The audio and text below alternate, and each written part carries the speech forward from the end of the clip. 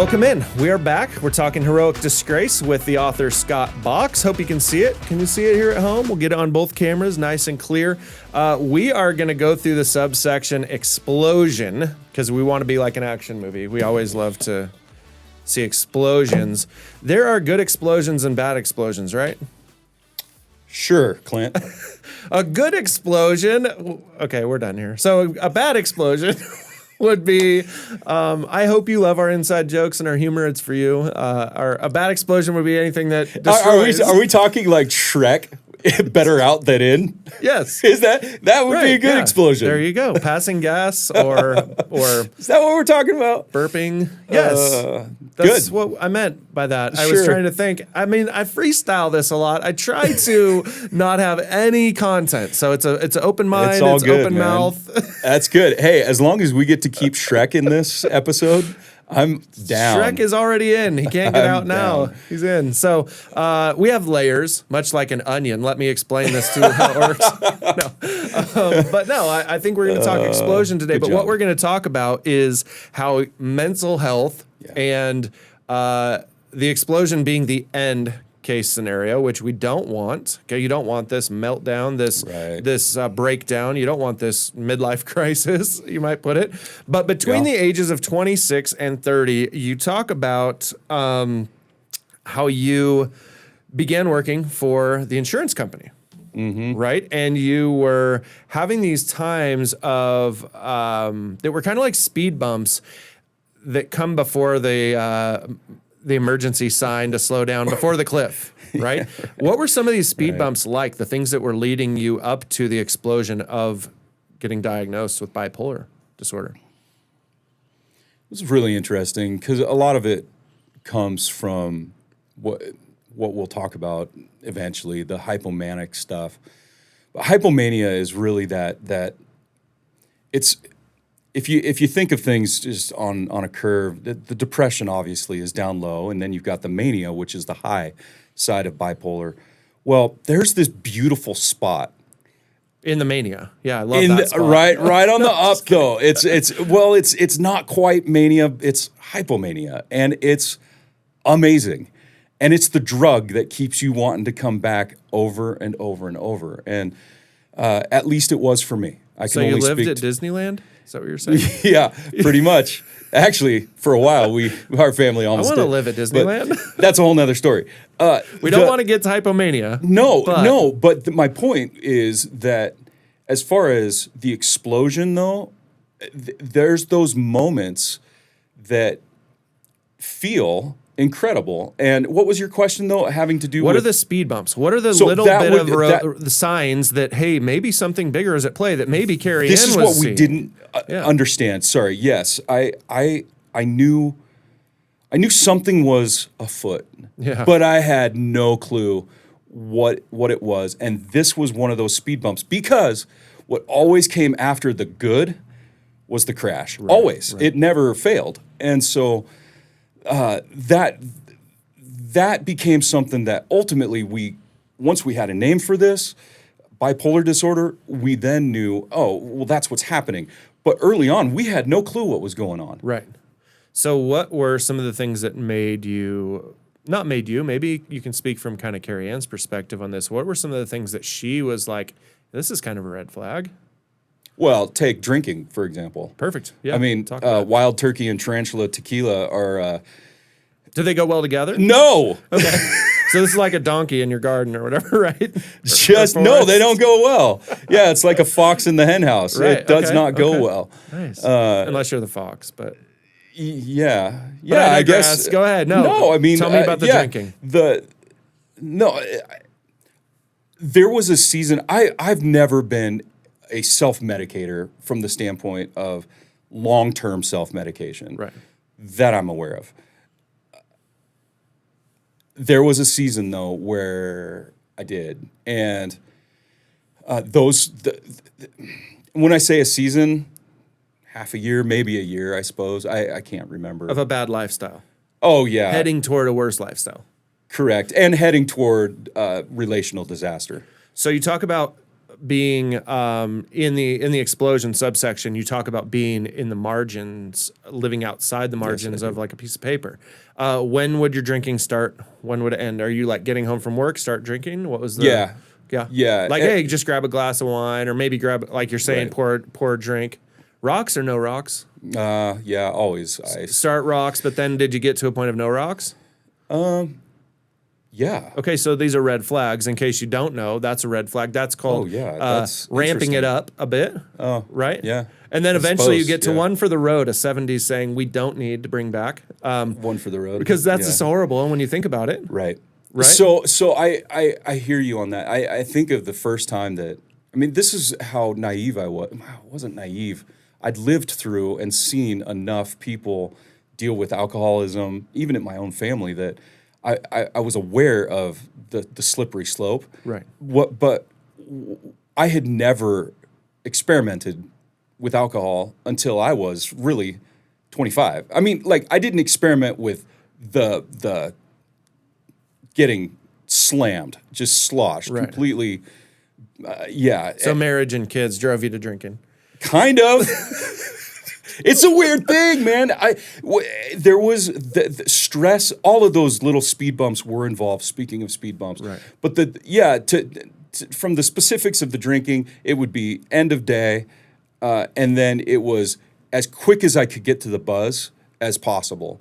Okay. And then it was stay in the buzz as long as possible, and that just doesn't work well relationally. So this, of course, if you're not aware of how substances work, you should Google this, along with Googling heroic disgrace. Again, obviously, that's what we're talking about here. Your book talking about the things in your life that changed your life forever and how to help other people through this. Google substances and see that, hey, if you're using a substance periodically, social drinker, thing like that, that's probably just fine, okay? But if you are literally craving that substance, that's where the problem begins. And what happens when you take this substance is that it causes your attitude to change. Right. And your attitude would become anger. What did that do in your relationship? Yeah, so here's what I want to be careful of. I think what's most important here is the aspect of I have very little experience as a substance abuse person. Right. And let me be clear. I didn't crave the substance as much as I craved the feeling. Okay. Which is the thing. I understand. Nice. All right. I understand that. Yeah. But that like if I could get the feeling without that thing, I'd do it. And I understand everyone, right? Yeah, right, of course, right. And so you want to stay in that upper high because I understood there was also a price to pay. Absolutely, I hated the price. Right, I hated feeling hungover. Right, I hated the fact that Carrie Ann didn't. I could see it in her eyes, even though I was. Yeah, even though I was drunk, I could see my wife didn't approve. She was looking at you like more of a villain at this point than a hero. There's times where my head was over a bucket, and she was not upstairs. She had her hand on my back, loving me through it. But then there was a time where she was upstairs in bed, and I had to head over the toilet on my own because she was tired of it, done dealing with it, which is tough love. That's kind of an important step as well. So now you have. You're in this situation, but your attitude changes. This is what I gather from the subsection without giving the whole thing away. And you have fights. You guys were fighting due to some of this stuff. Yeah, sure. Which isn't what you wanted. That was outside the margins of what you wanted your marriage to be like. So instead of your heroic journey as a Christian man, you started giving into the little things that became a big thing that became outside of the margin, which if you get off the margin, I don't know if you know about writing, but if you leave the margin, you're going to get off the page. And if your writing gets off the page, it has no purpose. We don't want our lives to be out of the margins, then out of the page. So we have to take control. That's good, this is where Jesus comes into the entire picture. And the Holy Spirit will speak to our hearts saying, hey, bro, maybe you've had enough. Maybe it's time to chill a little bit on this. Mm-hmm. Now, you recognize this, and I did. you started to gain weight. Yeah, I did. I just saw a picture last night of hearkening back to a Friends episode, Fat Monica. Oh yeah. So nice, if you're yeah. a Friends fan, Fat Monica is actually fairly hilarious. But Fat Scott existed. There are pictures. Nice. There's proof Nice. of Fat Scott. And you know what? I'm just going to leave it at that because it existed. There was a season where it got out of control. It had to get your attention. Oh, it did. I mean, stepping on the scale at 300 pounds, just shy, was scary to me because of what it did ultimately to my concept of heroism was shattered at that point. It wasn't just cracked. It was what have I become? What have I become? There's not any overweight superheroes, right? I mean, they're Mr. overweight. Incredible like The Rock started is that way. overweight. Do you remember that's right, Mr. Incredible started that's that right. way, and then he has to suck it in and. But then he stayed sucked in. He was good. He Oh, yeah, figured that no, he out fi- he somehow, fixed right? it. We can all, Yeah, he fixed we can it. all do this, okay? But Yeah. but to be honest, the weight gain started other problems in your life. There Oh, man. there were more health issues underlying that you were feeling but not addressing. Oh yeah. So I just want to kind of sum this up Yeah. to the lifestyle choices. Yeah. That's what the final thought kind of is going to morph into, I Yeah. believe, today. Yeah. But, and I'm not putting that in your head. You put that in my head. That's your fault. So I You're want to welcome. get us headed You're that welcome. direction. Okay. But I really want us to say, how can this help the audience? Well, I am right now at the heaviest I've ever been. I'm going through crazy changes in my own life with Yeah. with moving, with selling the house, with having anxiety and panic attacks last night. No joke. Okay. So this is something that if you're following along, you're realizing I'm still working through and overcoming these things. But we're all in this together. That's what we're doing here. Yeah. The whole point of this is That's to cool, do Clint. this together. So acknowledging there is an issue, acknowledging there is stress, and acknowledging that I had way too many sweets last night after dinner. Okay. Good point. A I simple have to thing. figure That's it like out. that's Yeah. something you can actually fix. And I can point my finger to that. Interesting. So this is a thing where I have been in a personal place of stress and a little bit of anxious about where we're moving, what we're doing with the rest of our lives. My family's following along blindly. Thank God they're amazing, and I have to be a good leader in this, right? Sure. But these things are things we have to look at. What are the lifestyle decisions I'm making right now? Have I been overeating at dinner? Little things. Yeah. That, oh, maybe it's just, this tastes good. I'm just doing this right now. I'm comfortable in this situation, which leads to a dessert, Right. which leads to weight gain, which leads to not feeling good, Right. right? And eventually the whole point of this and what Heroic Disgrace takes us through, which I love and enjoy, by the way, is that you are an example of what not to do at some points to get to a place of healing and of better health. I don't mean to go on. I'm sorry. A lot there. Rant over. But talk more. I want you to talk for the rest from here on out. Yeah. Just please talk to me. Help me understand the lifestyle choices that you went through that you can help me bet. with, and obviously our Yeah. audience. So there's things that we do. First of all, thanks for like the honesty about going through what you're going through. That's valuable for all of us to know. Oh, this isn't just a show. Like, No. you know, this is us working through our stuff together, which is and publicly, which is a huge risk, but it's necessary. I think. Are they going to know we're real? Yeah, right. Tell Okay, people so yeah. so back to the. But I appreciate that. Thank you. You're welcome. I think that there are some things that, you know, people say moderation is everything. That's right. You know, and it's not everything, but it's a lot of the things. Have half a brownie. I mean, don't cut yourself off completely. Right. You know, have a drink. Enjoy a big serving, but don't go back for seconds. Right. You know, Right. that type of stuff is actually Good advice. Like, and I've learned that that's some of the lifestyle stuff that ultimately brings health into a situation where healing isn't actually possible. That's one of those crazy, like, really? Yeah, I think there's times where God truly does not choose to heal somebody. And it's not a faith issue.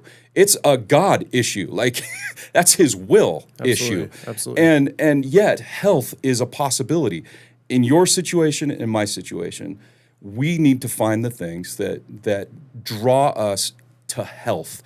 And so much of that is just like, stop being a pig. Just stop being a pig. Yeah. And okay, and that just starts this awesome domino effect of, okay, yeah, and it's more of a heroic mindset, and because it requires denying of yourself, which, guess what? Jesus denied himself so much that he went to the cross for our garbage.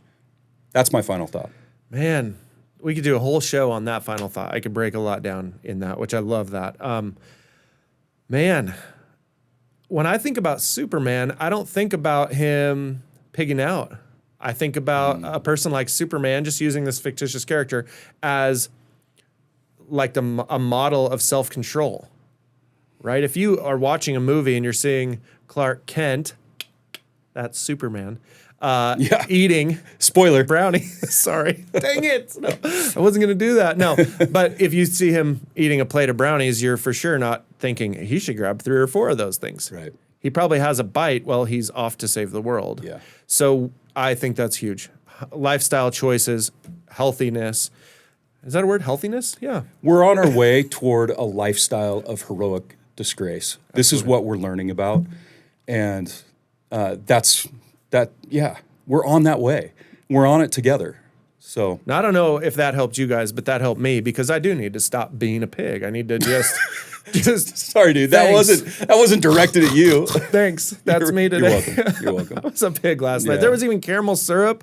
I've never had caramel syrup on a brownie. With the brownies. Oh, yeah, no. I'm blaming this on my wife. That's what I'm going to do. There you go. I'm blaming it on her. There you go. She's amazing. That'll be relationally Thanks. productive. We're going to have something else to talk about tomorrow. All right, so Heroic Disgrace. Find it. Google it. All the videos will come up. The book, obviously, is the key to pick up the book and see how this can affect your life. What God has given Scott to write for you, for me. This is good stuff. This is life-changing stuff. And it was probably cathartic for you writing it and getting it all out and saying, whoa, this is actually a thing. Yeah.